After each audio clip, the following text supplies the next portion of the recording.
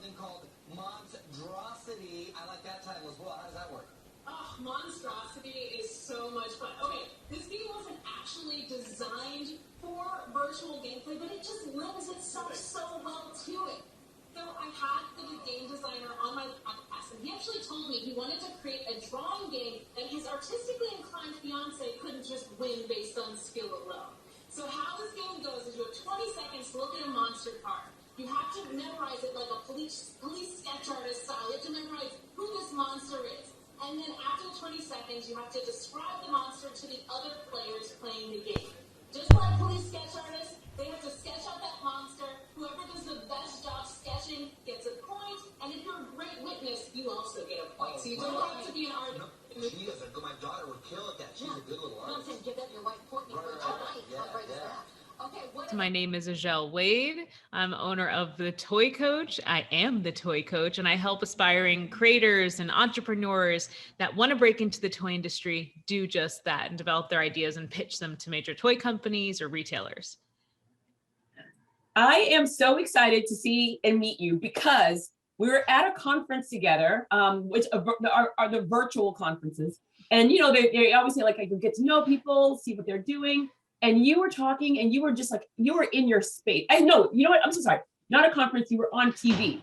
You're on TV. This is me where I'm juggling so many different things. So you're on TV and you were talking and I'm like, there's a toy coach? What the most amazing gig in the world to actually be a toy coach. Then I went on your website and it is so beautifully done. Oh, thank you.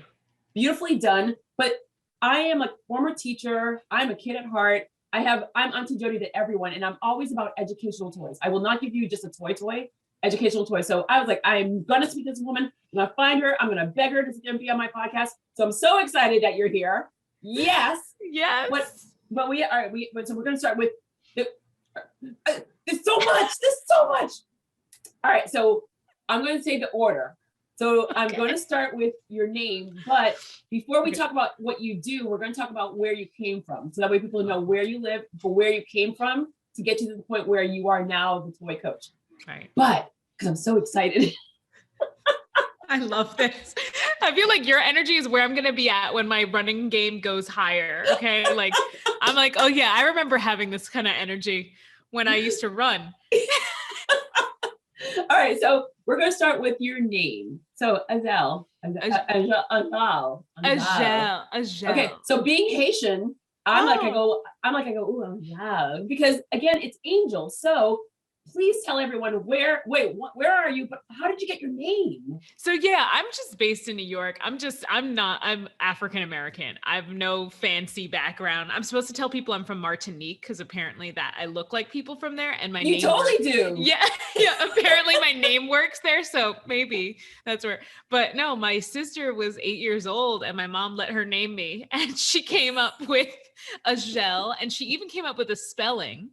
Azhelle, and she wanted it to sound French because she was very into the French language. I don't know, like at 8 years old, I don't know what my sister was doing, but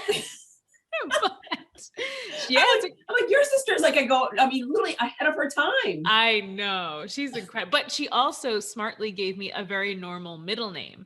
So she's like, in case you needed to get a job, I thought you should have a regular. So my middle name is Ashley. So I've got Azhelle Ashley. I love that. Yeah, oh my God. All right. So I swear to God, if she was in the room or that, I'm like, you got to bring your sister on camera. Oh my God, she's amazing. That is so cool. Yeah, thank you. 8 years old. Oh my God. I mean, we're like, well, what does she do now? So now she owns a couple Domino's, but she's had she's been an actress. She's she's a makeup artist. She's a singer. She's been on Broadway. Like she's done it all. She owns see, I heard like literally Charlie Brown's teacher, she owns a couple of Domino's. Yeah, she owns a couple of Domino's. Her goal now is to retire early. Like she's trying to retire at 40. I can't remember how old she is because she's always lying about her age and pretending she's older than she is. So I don't know how old she is anymore. But you know, she's trying to retire like mid 40s. She's like, that's my goal. I'm like, okay. No, I'm sorry. You know what? I'm with her with that one because in Boston, one of the we'll call very prominent African-American families, they own a chain of Dunkin' Donuts. Oh, really? Yep. And then there's like another family that the father, whenever his kids graduated from high school, he gave them he bought them a franchise. Wow. Just note to self for our children of the future, don't give them toys, don't give them stocks, buy them a chain or something. Wow, that's crazy. That's amazing. That was, okay. So now we got there. Now we know how we're going to make our money for the future. Okay, we're good. Literally, no, you don't have to turn off your mic when because you know what? UPS, animals, children, people have been coming in. It's like it's an open forum. Oh, okay. Yeah. I was like telling my boyfriend, I'm like, I'm recording. It's all good. Hi, boyfriend. Yeah. All right. So let's hear your story. Where did you get your start? I mean, where did you go to school? And I mean, I want to understand where this behemoth of a brain and this powerhouse of a woman that you are, where did you come from? I mean, I studied at FIT toy design, the Fashion Institute of Technology. There's more to you. I know. I'm giving the general. I'll go in, but like that's why I'm in toys because I ended up studying that. But I don't know. My mom owned her own business while I was growing up, so she's been an entrepreneur my whole life, and she had a business in like model and talent. So I was always like auditioning for things. I was on Sesame Street as a kid. I was always seeing models come in and learning what it's like to run your own business. So I always like, even as a kid, like I had a jewelry box that I turned into a business. I sold pictures to my parents. I had like newsletters, and I was always having like some sort of a business. And then I don't know, I always wanted to work with kids. Like that was something that I think was just born into me. I remember telling people I wanted to be a teacher very young, and my sister wouldn't let me do that because she said they don't make enough money. So, so eventually I was like, okay, I'll be a psychologist, because I was like, yeah, I really want to help kids. But then I don't know, I watched The Sixth Sense and I got really freaked out. I was like, if I do something wrong, they're gonna come after me, and then my whole life's gonna be a horror movie. Like that's what I thought was gonna happen. So then I got into like design and art, and I really love design and art and creating things with my hands. And then I was like, okay, maybe there's a way I can combine these things. And I found a program that was actually called exhibition design. So I was actually focusing on doing kids exhibition design. And one of my teachers saw that everything I was doing, I was making it into a toy. And he was like, there's a toy program here. I was like, is that a real job though? Can I make money? My sister won't let me do it if I can't make money. And he's like, no, it's a lucrative career for sure. Like you should check it out. So I checked it out, and I honestly, I wasn't very good at it, and it wasn't natural to me. And I think that is why I made and can make the course that I made today, because it was really hard for me to think like a toy designer and draw like a toy designer and develop toy products. So I had to come up with systems that would allow me to be as good as everybody else. And I worked my butt off. Even the head of that department still loves me to this day. She's like, you're just such a hard worker. Like you never give up. We would tell you there's something wrong with your project, and you would just like put your little hoodie on and like start working and go right to it. And I'd be like, yeah, it's just, I don't know, I'm very focused. So yeah, that's kind of where I come from, why I am. Well, all right. So before you can continue, I'm going to start breaking little things apart. Yeah, sure. Your sister is definitely a force in your life. From naming you to the no, you can't have this job, being very aware of. I was a second grade and fourth grade teacher. I know. I left the career. I mean, I love teaching, but I left the career because I wasn't able to pay my bills, and I like to pay my bills. Yeah. And I mean, I really like. I really like to pay my bills. I like to pay my bills. And so your sister like literally made a lot of decisions for you. Did you ever?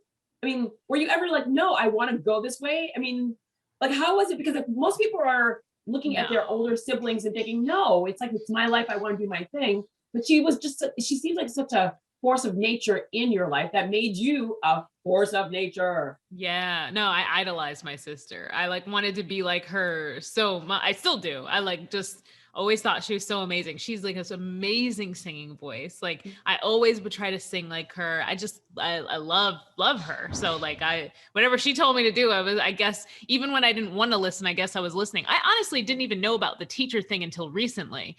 So like I used to go on interviews and I would tell people, yeah, so I didn't want to be a teacher because I grew up and I realized that they don't make enough money. And then I was telling my sister recently about one of these interviews and she was like, oh, she's like, you didn't realize that. I told you that. And I was like, what do you mean? And she's like, I used to tell you every single day that like teachers don't make any money until eventually I was like, what?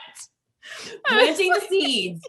That's all she does, planting the seeds. Oh my That's God. Wonderful. She like planted so many seeds in my mind. And I idolized my mom in different ways. You know, my mom was just different. My mom was very much like, never say you can't. And she was always working. She actually didn't want to be an entrepreneur because I saw how much she was working. I was like, if this is what it is, I don't want to do that. That's terrible. But yeah, so it was like just kind of all of that. And I never felt like I was being pushed to do something I didn't want to do, because it was more like she was pushing me not to make mistakes or things she thought were mistakes. So it was more like, okay, if I can't do that, maybe there's something else I can do. And also she thinks the same way that I do. So if it's not going to make money and I'm going to have a hard life, she already knows that I don't want that. So for me, it was like, oh, I didn't know that. Thanks for letting me know. Let me figure out another path. I love how you just said it. I love how you just said she thinks like I do. You mean to say you think like she does. Oh yeah, I get. Well, I mean, I don't know, because we both grew up the same way. So we both had the same problems. There's an 8-year difference. Struggles. Well, yeah, but we're still raised by the same parents. So they cyclically were going through the same things. Raising both of us to different degrees, but like, so we both had the very same concerns about money just because of how we were raised. And we both like didn't want to work ourselves to death because we saw our parents doing that. So like, yeah, in some senses, I guess I was following her, but I was also experiencing the same things. So I don't know. Nice. Yeah. You were on Sesame Street. Yeah. And yet now you work with toys. But you said it wasn't natural to you. It seems like you were in that world of toys. I mean, you're communicating with puppets that are. It is kind of funny. You're communicating with puppets. Everyone knows Sesame Street. I mean, that's how I learned how to speak English. Really? It's a little between that and also I was doing a really bad job of it. So my cousin gave me a camera and I used the camera as in I can take a picture and I can tell you the sights, the sounds, everything. No matter how many years in difference, I can really absorb the moment. Which is why I run in the dark, because if I run in the daylight, I take too many pictures and the 5-mile run becomes a 20-mile run. Not about me. Back to you. Become marathons. Don't deflect. So you were. I wish I had that problem. What's your BMI? Okay, sorry. So, all right. So you were with, how did you get on Sesame Street and how were you, how did that actually form you? I mean, were you on it all the time? Were you on it a few times? I mean, how did that even happen? Yeah, my mom got me on Sesame Street because she owned a model and talent agency, right? So she got me an audition, I think, or like they were looking for kids and she just like threw me in the group of people. And then they said yes, and then what I remember, I think I was like between 4 and 5, maybe 3 to 5. So I think it was 3 years. And occasionally I'll get a $20 check. I guess they've used my appearances sometimes even now. But what I remember is like I have like flashes of like being on set and seeing like cameras and lights and like seeing people like directors telling me like, okay, you're going to do this. And then like telling all the other kids and like, so and then there's like flashes of the green room, which was filled with toys. It was like a green room filled with toys where we would play. And then we would, when it's time to go on set, they'd be like, all right, come on, we're going to go out and go on set. So I have like a lot of like strong memories of like toys being this foundation, or I guess just being present in really pivotal moments of my life is probably a better way to put it. And so like the whole experience of being on there was just because of my mom. I was there for like 3 years and eventually, I don't know why I wasn't called back. There has been many a speculation in my family. My dad says it was my fault because I wouldn't stop playing with the toys. My sister and my mom are like, no, they just like you aged out or something. But I also remember I didn't get a lot of lines on my own. And I remember there was this kid who was my friend, and he was in a scene once and he could not remember his line. And we were next to each other in the scene. So at one point I just started saying the line for him. And then they would have to like cut the whole tape every time I did it. And I just kept doing it because he wasn't saying anything. He was just frozen. And I remember at first I was like whispering it to him, and then I just started saying it. And then they pulled me out of the scene. and I was so sad. And I remember this like white guy with like a real white beard, who had to pull me out of the scene, and he saw that I was so sad. And I remember thinking like, why don't they just let me say the line? And then like this white guy looked down at me and he saw I was sad, and he was like, Azhelle, don't worry. He's like, yay, Azhelle, like you did great. And I was like, okay. I was so sad. I remember being like really devastated. I don't know why. I don't know. I mean, it could have been a race thing back then. It could have been a race thing very well. Well, you know what? It could have been, but then there was Maria, there was Gordon. I mean, I don't even know the last time I even said those names in my life. And I just like, you said Sesame Street and all these things came back. And remember that little cartoon? And I use it as examples. A stick of butter, a quart of milk, and we'll call it, wait a second, and a loaf of bread. A little black boy, and he's like singing, and he got distracted by the jazz singer. Oh my God, it's the best cartoon that I remember on Sesame Street. It was like, I mean, mind you, I'm older than you, so it was like literally in the 70s. It was like, I always wanted to be on Barney. I was always jealous of Barney. Oh, I know. I was like, so I would Barney. like not watch Sesame Street. I would be like, why can't you get me on Barney, Mom? Like, I just, I'm so spoiled. Like, why can't I be on Barney? It's where the cool kids are. I want to play with crafts because that's what they did on Barney. So see, like, if I like go to your mom and say, like, I go, yeah, Jodi talked about this like thing called Zoom. Oh yeah, Zoom. Oh yeah. Zoom. Yeah. See? Yeah. Yeah. Our childhood, both of our childhood in different ways coming out. Yeah. I love it. Yeah. All right. Getting back to you. Right. So now you are going through, I mean, so you are in school, you're like, everyone is clearly seeing that you have this like superpower of the due diligence, the aiming to succeed. You're not gonna let yourself fail. How do you get to the point where you're designing something and you're like, this may not be the right place for me? Oh my gosh. I remember sitting at a table with a friend and looking at them being like, why did you let me go into toy design? Like, what were you thinking? Like blaming other people.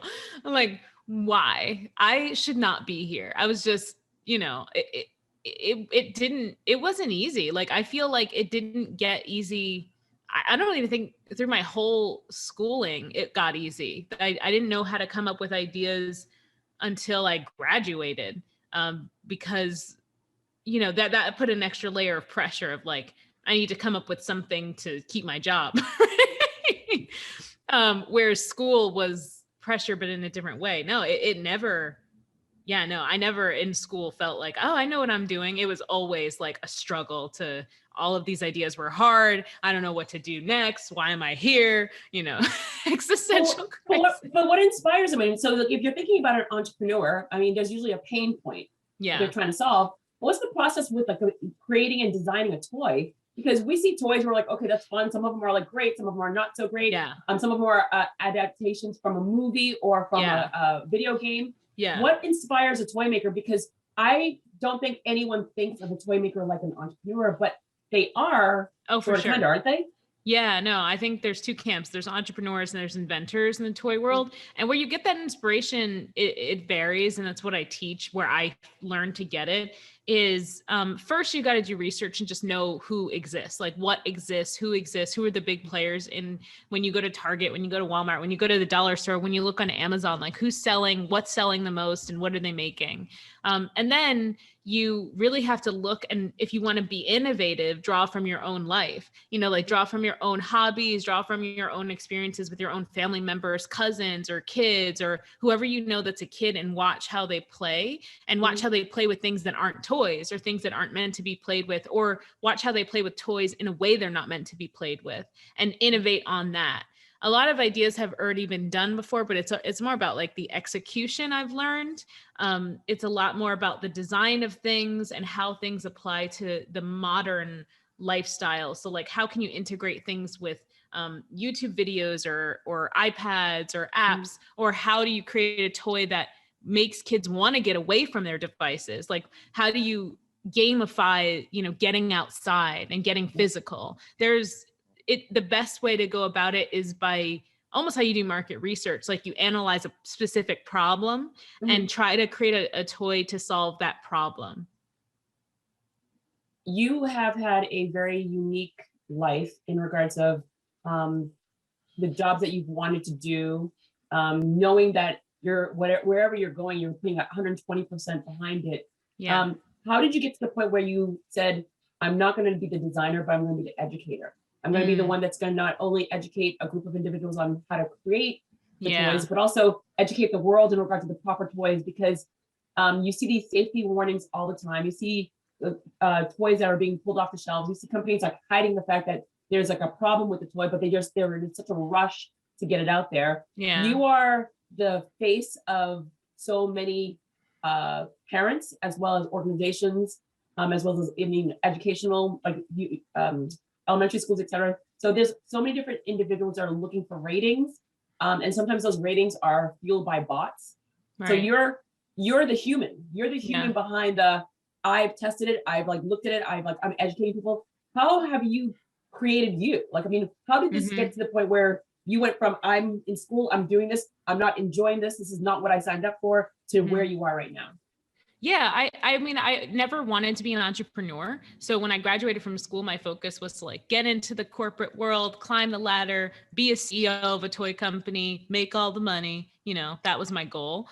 And not a bad goal. And then I made it up to vice president at a toy company. And then COVID hit. And I was like, I actually really like working from home. I was like, it just kind of really reframed what I thought life should be. Because I think for the longest time I thought that this was the only way that people could work, right? Like that you had to work in an office 9 to 5. And also I was realizing oh my gosh, all this time I'm not spending at my home, all this time I'm not spending with my boyfriend, all this time, if I had a family, I wouldn't be seeing them. And all of that really just hit me as I don't want to continue down this path. I don't want to at least not try something else, because I already saw I was doing work for my company from home. They're making money and we're all at home. And I'm like, maybe there's something that I can do from home that will still allow me to pay my bills, because at the end of the day, as I love toys, but I also want to love my life. I loved my job, but what about my life? What about what I was doing every day? So, so I started this podcast, and it was really a way just to have my voice be heard, because I felt very hidden. I was doing all this work and making all this money for all these companies, but no one knew who I was, right? So it was a way for my voice to be heard, just my opinions on the toy industry, where I see things going, stuff like that. And then people started reaching out and noticing me, right? And so when I had that realization of I don't think this is the life I want to live, with people reaching out to me, I had some latitude to say, okay, I can actually take a pay cut, because I was making a lot of money. So I was I could take a pay cut, and since I'm not going anywhere, I don't really need a lot of money right now. So I was like, let me just try it and see what happens. And my boyfriend was super on board, and I was like, okay, great. So if I don't get a client, you're going to support me, right? Good, right? Okay. So so I was like, okay. So I gave it a shot, and I was at first really just looking at having clients, but big clients. And I was looking at doing education through my podcast, and I hadn't really figured out how I was going to monetize it. But then as time passed, I was like, okay, maybe I can do a course. Maybe I can really monetize just the education, and then I can spend more time on the education and perfecting that education and all that. And when I did that, for me, everything just fell into place, because not everybody that works in the toy industry wants to teach, but I've always wanted to teach. And now I found a way to actually make it lucrative. So, and I love toys. So now I get to focus on the history, the why, the reason, what works right now. And I get to teach and educate. I don't know, it's just it fits my personality and my skills so well that, yeah, I don't know if I'll go back. No. You know what? I love how you were saying how you were not able to enjoy your home. You were not able to enjoy your boyfriend. And if you had a child or children, you wouldn't be able to enjoy. And yet your mom was working a lot, and you were like, I don't want to be an entrepreneur because you're working so much. And you weren't an entrepreneur and you were working so much.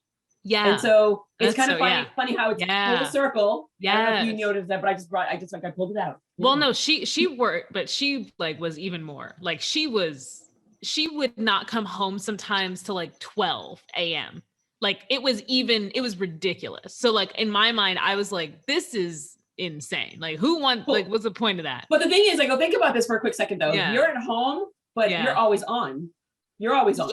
Yeah, there's that, but like literally wouldn't be around. Like, so that for me scared me. But then, like I said, when everything shifted at home, I was like, oh, there's a different way to do this. Maybe you can be an entrepreneur and and be at home. So like, that's well, that's the whole entire like work from your work office and things like that, which works out really well. But it is like, it seems like this is part of your DNA of all of your sister, your mother. I don't know what your dad does. But literally it is one of those moments where it's in your DNA of being an entrepreneur, like paving your own way, designing something out there, but also all of you educating, all of you guys finding way, your sister educating you, your mom educating other people, you educate, like the education is within all of you guys. The entrepreneurship and owning it for yourself is within all of you guys. Yes, I ask people about your life before you talk about your business, because I know there's a link. Yeah. There's a link.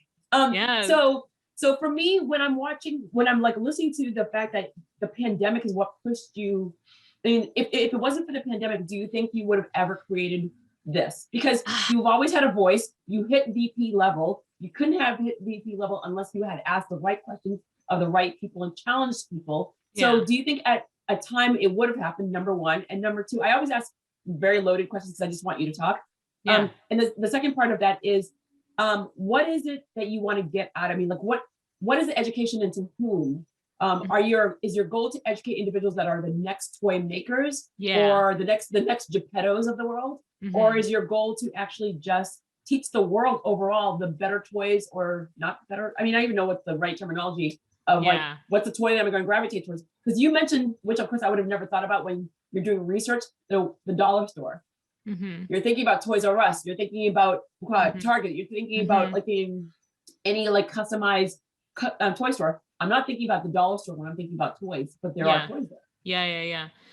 The first part, what was your first question? The first question. I like all your questions. They're all so good. Wait, what was your first question? That one was good. See, now this is me. Like where I'm like, I'm excited. I'm like, I go, darn it. Did I just forget my own question? Oh my gosh. Your first question was so good. No, so the first question in regards of, I mean, do you think that we got like, oh my good. See, now oh my gosh. Good thing we have a recording. Wait, it's coming back. It's coming back. Pandemic. If it wasn't for the pandemic, do you think you would have gone this way? Okay. Yeah, there you go. Oh my God. What's wrong with us? So the pandemic, I really don't know if it would have ever happened. I could very well see myself being 40 and maybe then being in a position where I had savings and I wanted to do this and felt like maybe I would have kids or something and feel like I can't take that leap and feel regretful. Yeah, I don't think so. I think that the pandemic forced me to save, and it forced me to slow down, and it forced me to sit with myself, which you never get like enough time to do that, right? So yeah, and I just noticed like what it was like. My boyfriend and I got so close because we were together all the time, and like our relationship is like, I mean, I don't even know how many years it would have taken us to get here, because like you don't have that kind of time with people anymore. Like it doesn't make any sense. So yeah, I don't even think I would have been able to get here without this time. That's why I don't know. It's crazy. I feel bad when I tell my story to other veterans in the toy industry, because there are women that I know raise their kids and they are like heads of toy companies. And I'm like, I'm sorry that you sacrificed so much. Like, it's so unfair. It shouldn't be that way. We don't need to be in the office 9 to 5 days a week to get everything done. I mean, you could 3 days a week. We don't need to give up our whole lives like that. It's crazy. Well, one of the things where like Spain just like, so it started, I think now a month where it's like a 4-day work week in Spain. Really? Yeah, they're testing it out to see how it works out. But other countries are like, oh, this is interesting because everyone thought you had to be in the office. No. The micromanagers can't watch you if you're not in the office. Yeah. And so it is one of those moments where it is doable, because when you can do your own laundry and it's not piling up, and when you can do the food shopping during the week, not a weekend, and you're not rushing, yes. it's a game changer. It's a game changer. Such a game changer. Yeah. And then the other part of your question. No, wait, you're not done. I'm not done. Okay. Well, you have you've hit VP level. You have a voice. Yeah. So you're out there. So you've had this voice internally. How come you never had it externally? And now the podcast is great, but externally, while you were in that business, why wasn't your voice being spread out externally? I don't know. I was just busy. It's just busy. I had time. Well, what was I gonna do that for? This is busy. I mean, yeah, I was just busy. I mean, even when I started the podcast, like I had to stay up late. Like I had to give stuff up to be able to fit that in. And after a while I was like, should I be doing this? What's the point? It's like me and my mom listening, like what, like that's the point. But no, like I don't have any time. Yeah, that's it. There you go. That's a good answer. I like it. Just like plain and simple, just get to the point. Didn't have time. No, it is true, because when I started the podcast in last April. So I've been doing this for a year, and someone that I love and adore, she claims, she's like, I asked you 2 years ago to do a podcast. I'm like, I didn't hear that. I didn't hear that. Yeah. I'm like, I go, when did you say that? And she's like, I can give you time, date. I'm like, I didn't hear you. Yeah, because you're just not ready to hear it when you're not ready to hear it, right? Yeah, that's true. Yeah. All right, so you are the voice now of toys. I mean, like how do you decide where you want to go in regards of, again, that was question number 2, in regards to knowing the toys, seeing where it belongs, who is the target audience? Because again, you caught my attention when you said the dollar store, because you know who goes to the dollar store versus who goes to Neiman Marcus. It could be the same toy. Maybe there's a dent and it ends up at the dollar store. Right. Well, my voice, it's so funny you asked this question, because I just recently been reevaluating my voice, like what that's going to be moving forward. And, the toy coach was made to educate anybody that's ever had a toy idea, show them how to get started in the industry, where to go, so they don't waste their time and waste their money, and that they connect with the right people. Right. But being a Black woman, I've had a lot of episodes of my podcast talking about like the ripple effect of racial bias in the toy industry. Mm-hmm. I've been invited to speak on that topic at toy companies, at colleges and stuff. And in regards to toy makers that are diverse, or because the toys are not designed to be for diverse communities?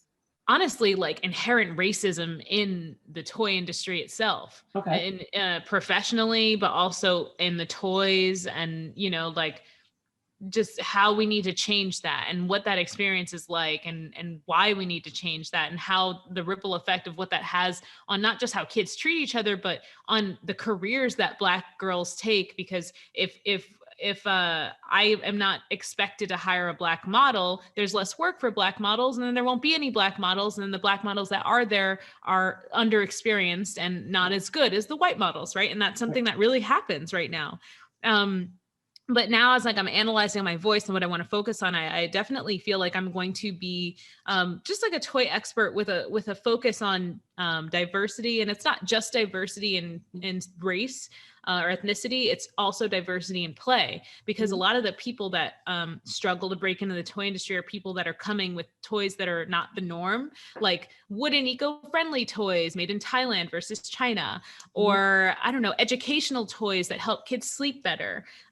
Those are the people that I help. And because I come at it as, okay, I know how people break into the toy industry when they have like exactly what the toy industry wants and is used to, but I also know marketing tactics and strategies that we can use just to get your toy visible to anyone. So let's see how we can combine those two things and help you break into the toy industry with this like weird idea that nobody really wants to pay attention to, right? So that's what I love doing, and that's what I'm focusing on. I love that you say that a diversity aspect. So being first gen from a Haitian household, I see the world very differently. And whenever I hear people use diversity, and I'm like, I don't think you guys are using it the right way. I don't think you're seeing it the right way, because when I'm thinking diversity, I'm thinking I want to walk into a conference. I want to see a panel of all white people or all Black people or all Hispanic people. And they're like, that's not diverse. I'm like, you didn't ask what my diversity looks like. I want someone that is extremely short, extremely like, I mean, like small person. Yeah. I want someone that's over the side, over the height of a basketball player. Right. I want a woman. I want we'll call it someone that's a handicap, one arm, two legs. I don't care. You have to be handicapped of some sort. Right. And I go on top of that.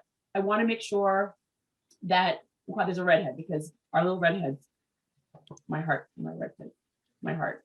So at the end of the day, for me, diversity is having those 5 people, because every one of them has a story. Yeah. And their story is so clear in regards of my life is impacted by the world because of the way I look, and not because of my skin color, because of the way that I look. And so when you say diversity and you started saying Thailand, and that's the way that I play in Thailand is not the same way I play in the United States, or the same way that I play in, we'll call it in Africa, in let's say in Nigeria. And I love that you're looking at them as they're looking at toys.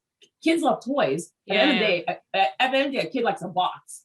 Kid just likes a box. Give me a box and I'm just going to be creative with it. Yeah. But let them be creative with their box, or give me a toy that can be creative and think in a different way. I remember one of my favorite toys is Makala. Yeah, it's like an African game where it's literally you open it up and there's like these stones, these like these beans, and it's like just you're trying to get rid of all your beans by going around the board. And it's by far one of my favorite games, in which I still have one. And everyone's like, it's so simple. I go, it's so simple. It's so simple. It makes me think. It's strategic, but it's a simple thing where you just carve, like literally you take a bamboo, you carve it out, you get little beans, and then that's all you had. As simple as can be. So, I don't know that game. I gotta check it out. I know. Well, I was gonna say I could pull it up, but it's like in the other room, so I can't. Too much stuff. I didn't think about this. Where do you feel that in the pandemic got you where you are right now? Where do you feel the toy industry is going? Because yes, we lived in the world where everyone was like ordering things on Amazon. Teachers were trying to like be creative and getting things to all their students. You saw Toys R Us, like, I mean, all of them are closing. Jeffrey, the giraffe. I mean, it's just so sad. Where do you see the toy industry going right now? Because it used to be the local toy store, is where we used to go. It used to be actual toys. Yeah. Like I can touch it tangible. I'm learning something from it. And more kids are going through videos. More and more individuals are like staying inside. Like you talked about the whole time getting them outside. I see all these cool toys right behind you. Yeah. Is there an audience for that now? I mean, are people gravitating towards regular true toys, or are we like people are so afraid of the technology taking over kids hands-on with something and going outside and playing? No, yeah, there was like definitely a digital fatigue or a technology fatigue that happened in the pandemic. So the toy industry normally grows like 1% year over year. And in 2020, it grew, 2020 and part of 2021, it grew like 27% in the US. So there's a huge, I mean, what happened was like, now you're not just buying toys for your kids, you're actually buying games and activities for your family, right? So that was a huge part of the growth in the toy industry. And I don't know, I think that I feel like our world is going to change, and I don't think we're going to go totally back to in person. I think we're going to do a lot virtually. And I think because of that, the toy industry might not continue seeing a 27% growth, but hopefully we can maintain the types of sales that we've had recently, because people will spend a lot of time working virtually. So then when they're done working, they'll need to play in person. So, and I really even feel like with kids, it might trickle down to even them, because right now we're the adults, right? We're working on our computer. So we want to, like, my boyfriend hates it when I'm like, oh, let's watch TV. He's like, can we just play a board game? Like, I don't. So like, he just wants I love that. Yeah. He just wants to get off the screen. So hopefully that will start to happen to our kids too, where, you know, if they're still taking some virtual classes, not all, but if they're taking some virtual classes, maybe by the end of their day, they're not going to want to sit down and play video games. Maybe they'll say, let's do something physical outside because I haven't seen you guys because we had a virtual class today or something, you know, in that regard. So, you know, I hope it's just kind of an idea of what when I do a mind map and see where things could go. I hope that it goes there. But other than that, I see a lot of toy companies, what they're actually doing right now is they're looking online, because you can see so much data from what sells online. So they're looking at that data to identify what to do next. They're following like YouTube creators and having them advertise their products. They're using the popular YouTube creators as like licensed IP to brand existing toys and sell existing toys. And everyone's just focusing on redesigning their packaging, like their toy packaging, so that it's better for shipping. So it costs less to ship. So you can have a smaller box with less plastic or no plastic. And then your shipping cost goes down from being like half of the cost of the product to like 10% of cost of the product, which isn't probably going to come back to the consumer, but it's probably going to come back to the toy industry. So that's, I don't know, that's good. Where do you see yourself going now? Because and I want you to give advice to anyone that's listening to you in regard to, you have that corporate job, the VP level, close to being president, close to being CEO, and a lot of individuals, you're like, yep. No, I'm getting hyped. I'm like, yeah, where's this going? And there's so many people that are in that position right now, and this year made them think differently. What advice would you give the highs and the lows in regards of putting yourself in a situation where you're doing your own thing, you're creating your own voice, you're designing that path for your future? What would you say to someone, because you went through it, you were in a great situation, you've had all this inspirational backing from your sister, from your mom, from your boyfriend, but that there's a lot of people out there that they don't have that same kind of support system, but they know it's their time to do something. What would you say to someone, the highs and lows of starting your own thing? Oh my gosh, like it's like, just be ready to fail and be ready to forgive yourself when you do. I wish that someone had told me, if you're so like, I wish that somebody had identified how entrepreneurial I was. And the reason that I was so unhappy in so many of my jobs was probably because I was so entrepreneurial, and I just couldn't, like, I was just in a box and I couldn't like get my way out of it. Right. And I never wanted to be an entrepreneur because of my mom and working too hard. But if somebody had told me like, look, Azhelle, why don't you take like 6 months and really cut back on spending anything, like really like just take time. Maybe you like stay at home, you meditate, you cook for yourself, you exercise, you don't do not dance class, you don't do because I there are a lot of little expenses. You don't buy any new clothes, you don't buy any like new things for your car, you just save, right? And think about all the things that you love to do. That 6 months of just, or even 4 months of just doing that would have given me levity to decide if I wanted to now be an entrepreneur. And also just the space to clear out things in my life that really weren't serving me, that I thought I had to keep doing just because I started doing. Like, I always used to go dancing and I love dancing and I'm going to start it again. But I had made this group of dance friends where like, oh, we have to hang out every week and go dancing. And it was something that for me wasn't really serving me. Like, I don't want to just hang out and go dancing all the time because I have other things I got to do. And also it's expensive. So like, I don't need to drink every time we go out to these dance events, it's expensive. And I think my advice would just be like, sit down and just save and cut it out. And don't feel like, oh my God, 6 months of not doing anything, like that's going to be the end of my life. It could be the beginning of your life, like sitting down and saving for just like a short amount of time and being like cutting everything out, like a self-inflicted quarantine, like just do it. Like, I wish I had done that. Well, I guess I did do it, but I wish someone had told me to do that because. But if they did, would you have listened and would you have done it? Probably not, but like, but I'm telling you, I wish someone would. No, I would never. I mean, I guess one of the good things is I'm working on like cutting out chocolate right now. It's very hard. Well, like sugar. I don't like chocolate, so I'm like, I'd be fine with that.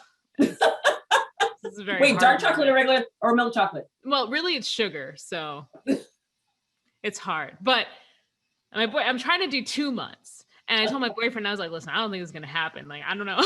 Like, I don't know. My doctor is crazy. So he was like, just try to do a week. Mm-hmm. So I guess the advice is, if you don't want to do 6 months, just try to do a week and then try to do a second week and then try to do a third week and just take it week by week and commit to 1 week. because like the money that you save is like your freedom.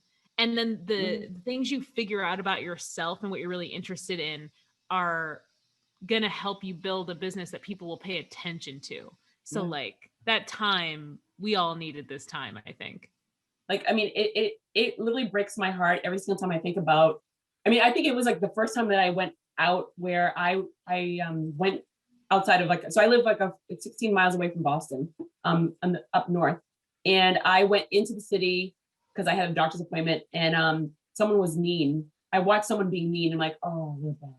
Oh, it's coming back. I've had this. Yeah. And that's where I was like, you know what? I love this. I mean, I work from home anyway, but I mean, I love that quiet time. Yes. And I mean, but the whole entire mean thing. And for me, before, it used to be when I left the country and you saw kids being polite to their parents and they're like courteous and they knew about things like worldly. And then you'd land in America and you're like, you'd hear that first kid saying, F you, mom, I hate you. And I'm like, oh yeah, I'm back here. Okay, here it is. Now all it is like someone just being honking on their horn. And I'm like, I go, so the reset is great, but we're gonna go back to our ways. And I'm like, how much of it is gonna be that playing the board games at home? Spending that time, getting on your bike, let's go for a hike, and spending that quality time in learning versus I'm going back to my normal and I'm gonna spend all that money and it's like silly where I could have tons of savings, but now I don't because I'm squandering. I know. It's so like, I'm already like we were supposed to go out this weekend for someone's birthday. And I'm like, they could come here. We can host a party. Like, we don't need to go to a bar. Like that sounds like money. I don't know. Yeah, it's true. I mean, I swear to God, like, when people are like, oh, hey, do you want to go out? I'm like, go out where? Because like, I mean, I have my first vaccination. You have your first. Like, we can go to your house now. We can go inside the house. Yeah. So, what do you mean go out? Special occasions, like I love going out and I love there's some beautiful places to hang out. But like, when you really see this year, you're like, how much money we used to spend. And I hate to say this, right? For the restaurant industry, like those poor, they're probably like, no, please come back. But honestly, like, no. You know what? I'm not gonna lie to you. I mean, I love my port and I love my sake. I love my tequila. I love my bourbon. Those are my four. Yeah. Okay. And when I'm having four, my why do you have those? Are those four? Just those four. They are those my four, and those are 4 places I go. So I go to those countries and I bring it back with me. But I'm telling you, when you have a pour, I mean, like it's like a pour. Yeah. And I'm like, okay, I know what I'm at home, and I know what I paid for the bottle. I'm like, that pour is like $15. I'm like, yes. What do you mean? That's like a two finger pour. Yeah. $15. What? Yeah. It's so upsetting. I'm with you. It does break my heart. Okay.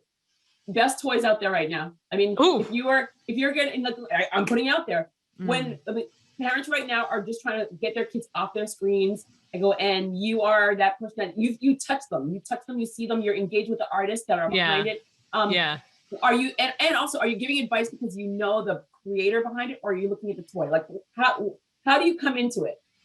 What do you mean? How do I come into what? How do you come into it in regards of like, when you're looking at a toy, are you looking at the creative mind, or are you looking at the tangible asset to the child?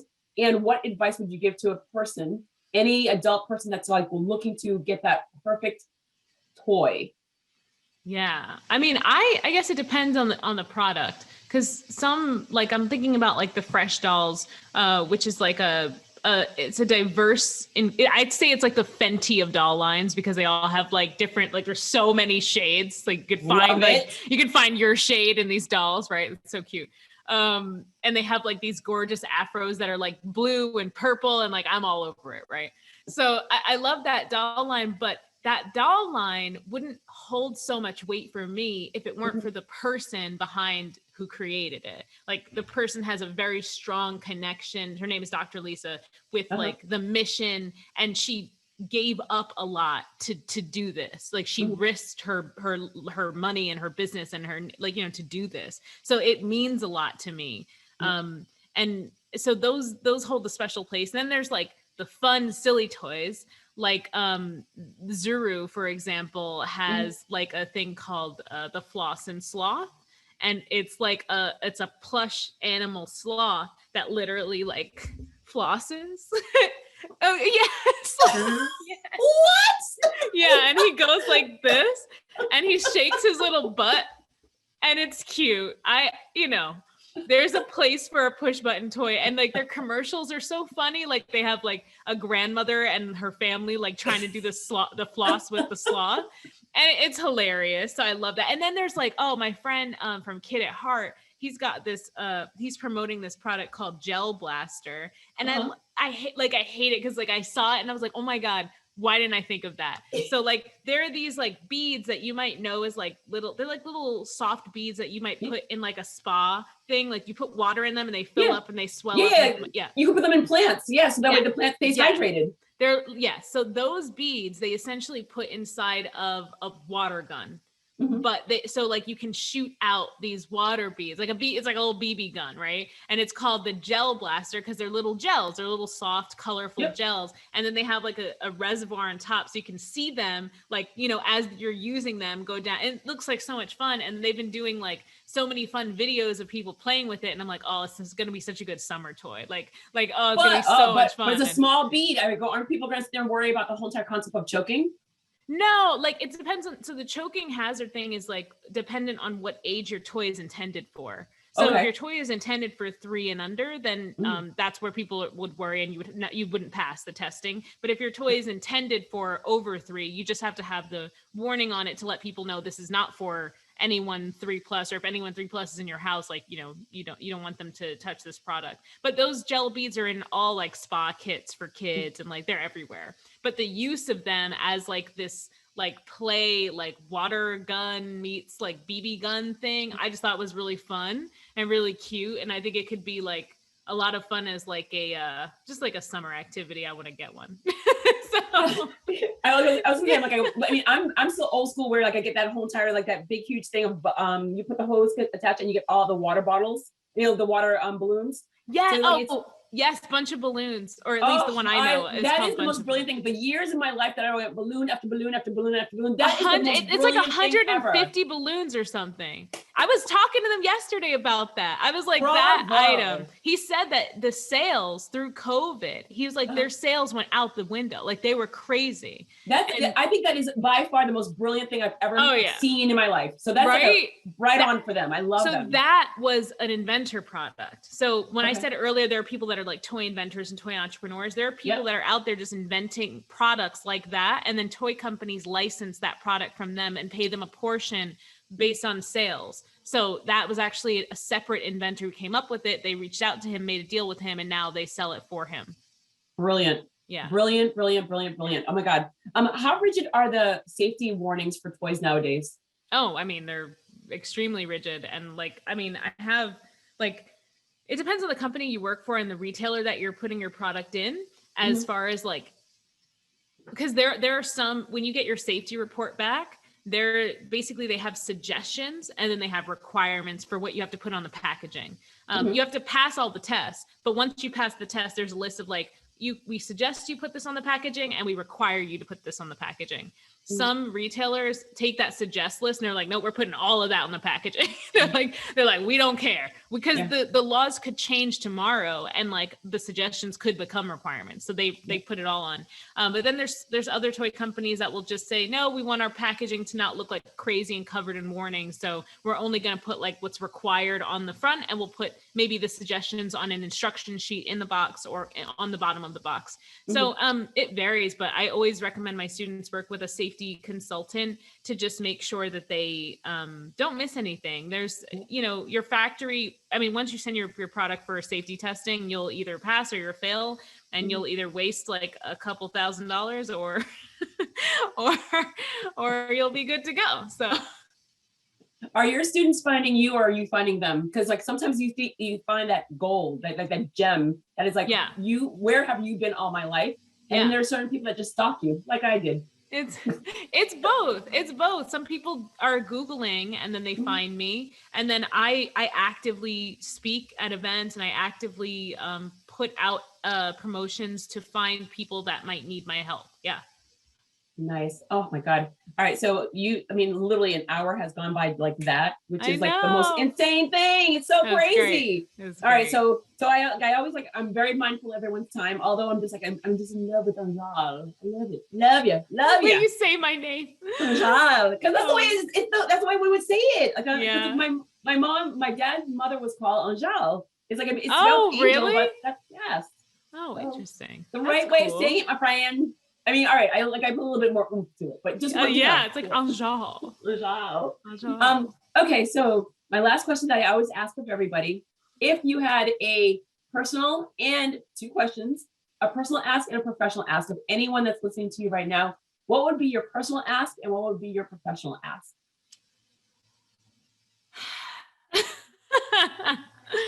My personal ask. I've never asked anyone that I don't know for anything personally. I guess my personal ask. Yeah, okay. I was just about to turn my personal ask into a lesson for them. So I realized that's not what you're looking for, is it? My personal ask, if I wanted something, would be it's so hard. I guess I want to, I don't know if you're going to like this, but I want to speak about toys more often, publicly or virtually. I would love to do something in person, but I also would love to do some more things publicly. So I guess I would love to be able to do that in a way that it's more about me and my journey than so much like lessons. I would love to do more of that. That's a good one. Yay. Is that good? Okay. I didn't know if it was too work related, but okay. No, you know what? It was work related, but you said your journey. So it brought it back to you. Yes. And then professionally, what I would ask. Oh yeah, that first one was bad, wasn't it? Okay, professionally, I would just ask you to follow me on Instagram at the Toy Coach. Listen to my podcast, Making It in the Toy Industry, or the Toy Coach podcast. Search either, or you can ask Google or Alexa to play it, which is really cool. I did that yesterday. It was awesome. But that's my professional ask. I love you. Well, for me, I'm always looking for new podcasts, but I was this is like the fun part because I get to talk to you and then I get to enjoy your podcast because now I'm I feel like I kind of know them, so I can enjoy it more. And sometimes you listen to them I don't feel like I'm going to know you, so I kind of get bored with them. So now I get the enjoyment of one, supporting you, telling more people about you. But this isn't the last conversation because I always tell people when you're an innovator, when you're an entrepreneur, you have to have another platform to have a voice where it's another group of people that would have never met you. Yeah. And so there are times where there might be subjects where I'm just going to pull you in because as a former media person, this is a new forum where people want to go back old school. Podcasts have become very popular during the pandemic because longer conversations, I get to know who you are and not just a minute and a half on a segment. And so that minute, as a former producer, at that little minute and a half, you rocked it. I'm going to find her. I'm going to stalk her. And I'm going to have you on, but you're fun. Oh, you're just fun. Thank you so much. Thank you so much. Thank you so very much for your time. I really do appreciate it. I know you're busy. I go, whether we're home or not, we are busy people. Yeah. And I go, and you are being sought after and you have strong content. So I really appreciate you taking the time and just speaking to me. Oh, thank you. I appreciate you having me on. I feel honored. Okay. Oh my God. And again, now you're going to get so stuck with because I'm coming back to you later on in time. You'll be back. I was gonna say, I'm gonna stalk you later, like stalk you because literally I have people back on because we're gonna be here. Yeah, we're gonna be back here, but also I bring people together in groups, and so we just have other discussions. Ooh, that sounds fun. Yeah, they're fun, and so you never know who you're gonna talk to around the world, but I bring in people from different countries. Oh, that's cool. Okay. Oh my God, Azhelle, thank you so very much. I'm gonna keep saying Azhelle. Like, who is that? Oh my gosh. No, thank you so very much. This was awesome. This was absolutely spectacular. You totally made my day. Oh, I'm so glad. Thank you. Do I get off now? I don't know what to do. Until next time. Bye. Okay, until next time. I really hit leave though? I just want to make sure. No. Okay. So you say goodbye. See, I now everyone's gonna hear the secrets. we say goodbye so my editor can Yeah. sit there and cut, and then we're going to talk Okay. about it afterwards. Okay. Okay. Bye. Bye.